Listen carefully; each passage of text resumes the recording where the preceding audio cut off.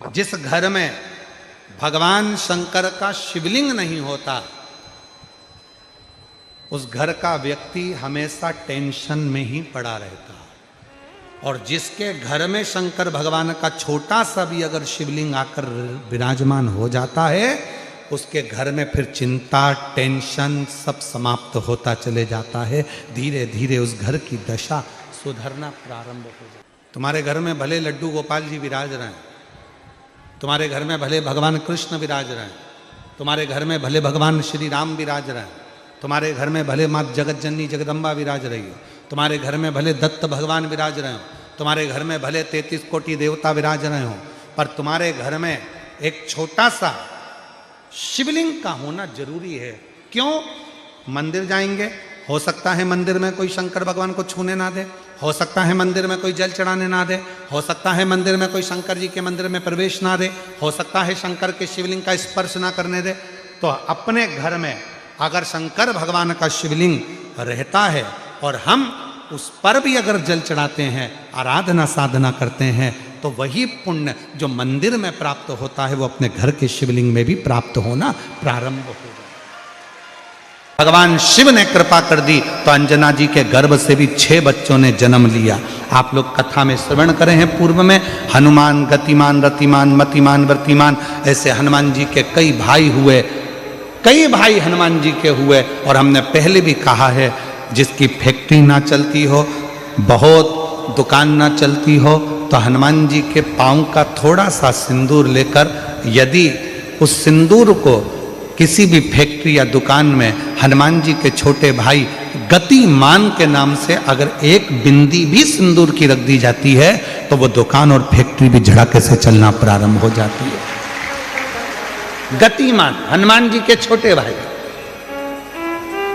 एक हनुमान जी के छोटे भाई हैं मतिमान। जब व्यक्ति डिप्रेशन में जाता है, एकाग्र चित्त नहीं रह पाता है, पढ़ने बैठता है पर एकदम मन नहीं लग पाता है, तो मतिमान का स्मरण किया जाता है, हनुमान जी के तीसरे नंबर के भाई का, मतिमान।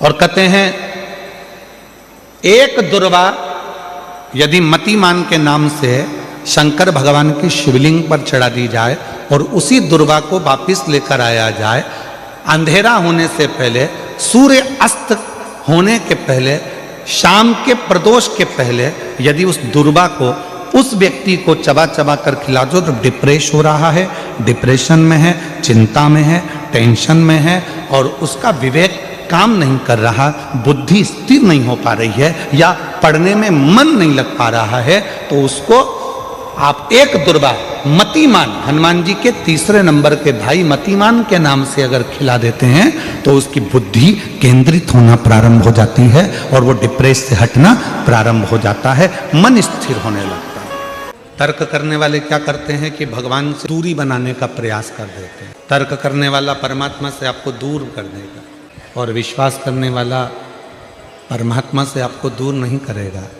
विश्वास करने वाला इतना विश्वास प्रकट करेगा कि परमात्मा के करीब में जाकर आपको बिठा देगा। और एक तर्क करने वाला, शंकर जी को जल चढ़ाने से क्या होगा, शिव जी को जल चढ़ाकर पीने से क्या होगा, शंकर भगवान को बेलपत्र चढ़ाने से क्या होगा, शिव जी का कथा श्रवण करने से क्या होगा, शिव महापुराण के पंडाल की मिट्टी अपने हृदय से लगाने से क्या होगा। जो तर्क में डूबा हुआ है वो केवल तर्क में ही डूबा हुआ, वो भगवान के करीब में नहीं जा पा रहा। जो तर्क से ही परे हो गए, जिसने अविरल विश्वास, अविरल भरोसा परमात्मा पर कर लिया,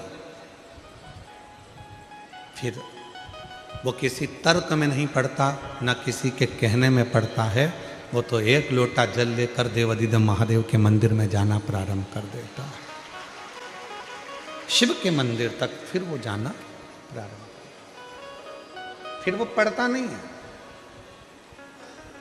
ना उसको आडंबर प्रिय लगेगा, ना उसको पाखंड प्रिय लगेगा, ना उसको कोई तर्क शास्त्र की कोई तार्किक बातें अच्छी लगेंगी। उसका तो केवल एक ही लक्ष्य रहता है कि वो परमात्मा का भजन करता, परमात्मा का स्मरण कर। जैसे हिमालय राज के यहाँ पर जब पार्वती का जन्म हुआ, उससे पहले माँ सती माता दक्ष प्रजापति के महल में जो यज्ञ चल रहा था उनके नगर में, उस यज्ञ के कुंड के सामने जाकर सती माता अपने प्राणों को त्याग देती।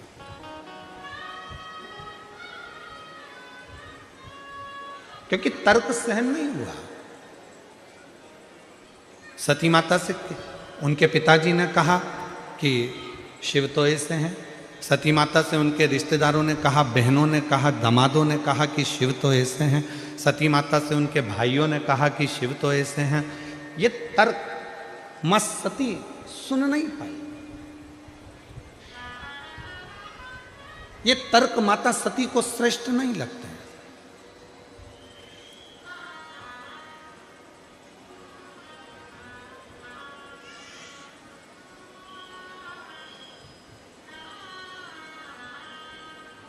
उनको तो केवल एक भक्ति का रस उनके भीतर श्रेष्ठ रखता है।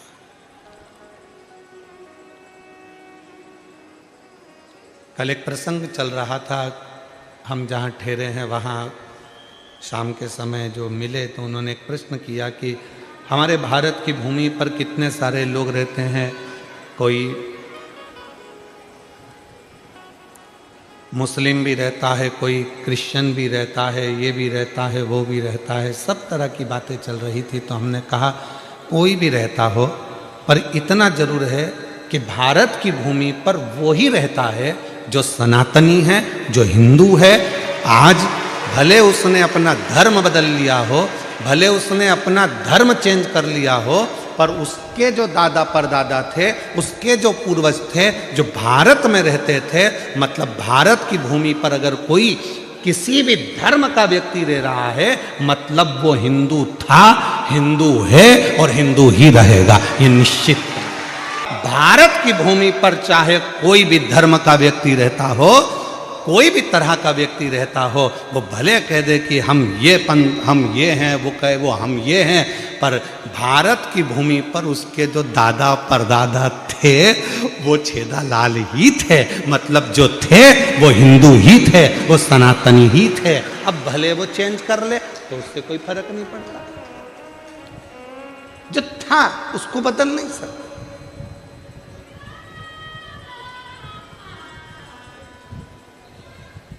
हम सब इस भारत माता की संतान हैं। ये भारत माता, ये राष्ट्र हमारा है और हम इस राष्ट्र की औलाद हैं। अब उसमें कोई चेंज करे कि नहीं साहब मैं नहीं मानता, मैं तर्क शास्त्र वाले कहते हैं कि हम नहीं मानते, कि लोग कह देते हैं कि अपने भारत में तो भगवान को जल चढ़ाते हैं, अपने भारत में तो ऐसा होता है, अपने भारत में वैसा होता है, हमारे अपने भारत में। तो भाई भारत में रहते हो तो विश्वास तो करना ही पड़ेगा, और अगर तुम भारत में रहने के बाद भी हमारे राम कृष्ण हनुमान और शिव पर भरोसा नहीं कर सकते तो फिर भारत छोड़ो और दूसरे देश में जाकर रहो। मना नहीं। भारत में रहना है तो राम कहना पड़ेगा, भारत में रहना है तो एक लोटा जल चढ़ाना पड़ेगा, और भारत में रहना है तो हर हर महादेव कहना पड़ेगा। और अगर तुम्हारा तर्क चल रहा है कि एक लोटे जल से क्या होगा, शिव जी को मनाने से क्या होगा, हनुमान जी की चालीसा पढ़ने से क्या होगा, राम रक्षा स्तोत्र पढ़ने से क्या होगा, राम मंदिर से क्या होगा, हनुमान मंदिर से क्या होगा, यीशु मंदिर से क्या होगा, यदि तुम्हारे तर्क चल रहे हैं तो फिर तुम्हें यहाँ रहने का हक भी नहीं है। तुम जब इतनी दूसरे देश की इतनी बड़ाई कर रहे हो तो जाओ ना बोरिया बिस्तर बांध के। कौन मना कर रहा तुमको रहने से? खाते भारत का है, रहते भारत में, सोते भारत में, कमाते भारत में, और बड़ाई करते चाइना ने इतनी तरक्की करी, चलेगा? कौन मना कर रहा?